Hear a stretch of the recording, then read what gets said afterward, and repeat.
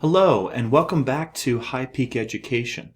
I would like to perform a problem now involving centripetal force where a car is on a banked curve and I would like to look for the ideal speed that the car should drive on the curve without sliding off the road. If the road is completely frozen, we should be driving at just exactly the ideal speed. Because if we go too fast, we should slide up the bank turn, and if we drive too slow, we should slide down the bank turn. So this is obviously a precarious situation, so I would not recommend you try this on your own, but it's a conceptual and also a calculation physics problem. So on a very cold day after freezing rain, a bank curve of road completely freezes over such that the road is now frictionless. The curve is banked at 20 degrees with respect to horizontal, with the radius of curvature 50 meters. What is the ideal speed that a car should drive on the curve without sliding off the road? Okay, so I think a sketch is definitely in order here. So let me do my best to make as good of a sketch as I can.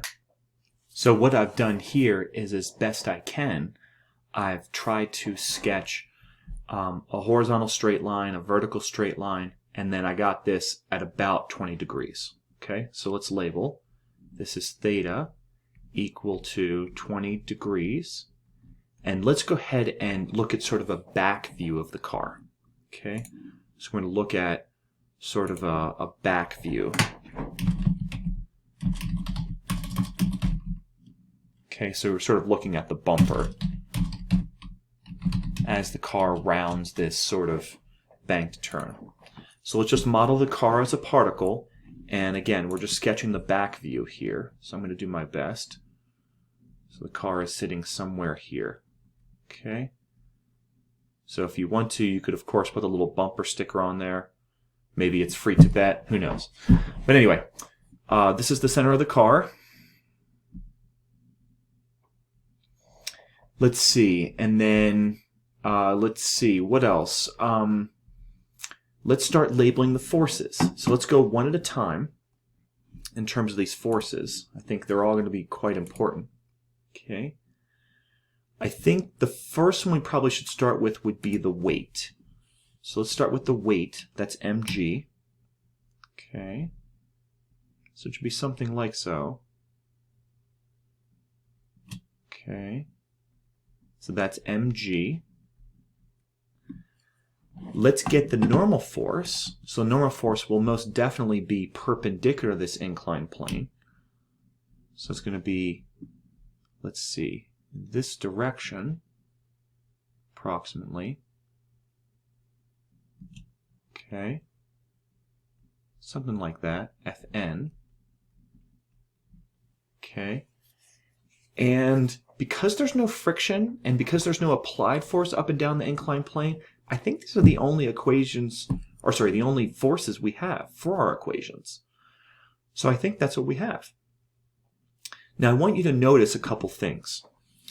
First of all, notice that if you sort of compare the normal force to the weight, so as long as we're at that angle and there's no friction, the normal force should have a component that's vertical that exactly balances the weight. That is to say, in the vertical, the normal force, I think, is just going to balance the weight itself. And I'm trying to draw these as best I can to give you some conceptual understanding here. Because I think that as long as the car is on the curve and it's moving ideally, it's not moving up or down in the vertical direction. So that's something important. But also note that this component right here of the normal force, so this component of the normal force has a certain angle associated with it. Now let's see if we can work out what that angle is. Hopefully you recall from earlier in the semester that if you dash this angle down here, that this is theta. That this angle right here is theta. Okay? And that's because of this angle right here is 90 degrees minus theta. So then if you dash down here, this being a right angle, this is theta. So what if I dash straight up here? Well, if I dash straight up here with a reference vertical line, this should be theta. And then that means this angle should be theta. Now, by the way, that's not necessarily obvious. You have to be careful with the geometry. But notice that across, or opposite from this theta, should be the horizontal component of the normal force. So we should probably say that this horizontal component of the normal force right here is like Fn sine theta. Okay, so that's kind of the idea. Now, one more thing. That normal force that's horizontal is not balanced by anything. So part of the reason I have not put the axis direction on yet is because I want to make a very specific choice. Now watch this. This is important. Usually I recommend for a Physics 1 class that you orient the positive x direction along an inclined plane and the positive y direction perpendicular to an inclined plane. In this case, when it's a centripetal force problem, I do not recommend that. I recommend the horizontal direction be called the radial direction. So let's make a distinction between radial and x direction, and then now let's call this vertical direction the positive y direction. Okay, those are meant to be exactly perpendicular. I got them pretty close, but you get the idea. All right, now the reason I bring all this up is the following. Because when we go to examine this problem, we need to write down Newton's second law in both the radial direction and the vertical direction. Okay? So in some sense, we need forces in both directions. So in fact, let's write down Newton's second law in both the radial and the vertical direction. So in the radial direction, it should be sum of the forces in the radial direction. I think that's only the Fn sine theta that we were talking about before. So this is normal force times sine of theta. Okay. And that should equal the net force because this thing is rotating in a circle. So I think that this thing is in some sort of really sort of large circle here. You can imagine it sort of goes something like this. And there's a certain, radius here. And that is going to be a net force of the centripetal force. So that's going to be mv squared over r. Remember, the centripetal force is equal to mass times centripetal acceleration. And then that should be mv squared over r. Remember, the normal force, the net force does not go on the free body diagram. It's just the fact that it's in circular motion. Okay, now let's do the sum of the forces in the vertical direction. Okay, so that should be the following. That should be, let's see, the normal force in this direction, so that's Fn cosine theta, minus the weight. So let's perform that. Fn cosine theta, that vector component that's adjacent to theta, minus the weight, so minus the mg. And I believe that should equal to 0. Okay? Because again, it's not moving up or down, not accelerating. Now, by the way, hopefully you're working through these Newton's second law equations. Remember, free body diagrams are essential to forces problems. Also note that I'm going to switch to the black color here. The red and blue are just meant to show you the force vectors. So let's think about our plan of attack. We're looking for V, okay? And by the way, we didn't really write down our knowns, so let's write down our knowns. We certainly could have done that earlier. So let's see. The force of friction is 0. Static is 0 newtons, because again, it's an iced curve. And then theta is 20 degrees. I wrote that down here, but let's just write it here. And then we also know the radius of curvature is 50.0 meters. And we want to know the ideal speed that the car should drive. In other words, what's this velocity that it's not moving up or down at all? Okay, Now with that in mind, we can say, fine, once we have all this written down, V is what we seek. So we don't know the mass of the car, nor do we know the normal force. Now, if you've seen a previous video where I did things on centripetal force, we often say many times the mass does cancel in Newton's law problems and in energy problems. And the normal force, not only are we not asked about it, we don't really care.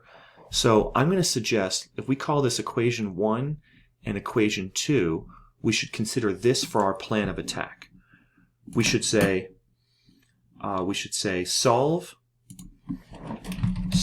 equation 2 for the normal force and substitute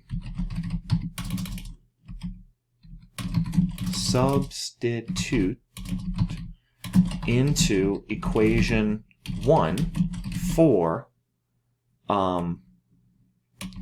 equation 1, and then I was for the normal force, obviously, to find V. Okay? And then just hope that mass m cancels. That's kind of our idea. So let's see if we can do that. Okay. So that should be, let's see, the mg goes over, so that's going to be equal to mg on the right-hand side. And we have to divide by cosine theta to get the normal force. And again, you could call this equation 3 if you like, but this equation right here for normal force should go right here for Fn. So let's do that. So that should be, for the first equation, let's see, mg over cosine theta is equal to, or I forgot this times the sine theta, times sine theta, there we go, sine theta is equal to mv squared over r. So now there's no more mention of normal force. Now this is, I think, where the magic happens, as we've said a couple times before. Okay, so we see that the m's are on both sides of the equation, either multiplied or divided, so we can just cancel them because we can divide the entire equation by mass. It's independent of the mass. And then sine theta over cosine theta, notice that is a trigonometric identity, and I hope you remember what that one is. It is indeed just the tangent of theta. So what do we get? We get g tangent of theta is equal to v squared divided by r. And we can solve that for v. So I think we have to multiply by r and take the square root. So that's going to be rg times tan theta, and the square root of this quantity, okay, should be exactly v. So let's put the values in. Okay. So r is, let's see, the radius we had been given, 50.0 meters. G, we always know on Earth, is about 9.8 meters per second squared. Near the surface of the Earth, we assume that's constant. And we should multiply by the tangent of 20 degrees. Okay, so let's get this value. So let's put the calculator over here. So we'll say on, and then we need to do clear, and then we need to do second square root, and then we need to do 50.0. And I don't need to include the 0.0. We're just saying it's about 3 significant digits times 9.8 times the tangent of 20 degrees. Now, by the way, before we hit enter, let's check our mode to make sure we're in degree mode, and we are. So let's enter this value. Okay, so let's write this down. It's about 13.4 degrees, or sorry, 13.4 meters per second, because it's a speed. So this is 13.4.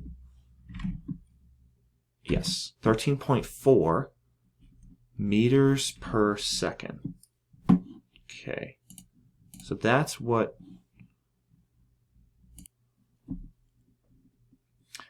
we should have for this ideal speed. Now, by the way, if you watch my previous lecture video, the square root of rg tan theta, or things like the square root of rg, or like in a previous video also, tangent of theta entering into these centripetal force problems is very, very common. I just want you to be aware that it's out there. Okay, thank you very much for watching this video. Please smash that like button if you enjoy the content, and please subscribe to the channel to grow the channel. Please also share this amongst your social network and your sphere of influence. Thank you very much for watching High Peak Education. I will see you in the next video.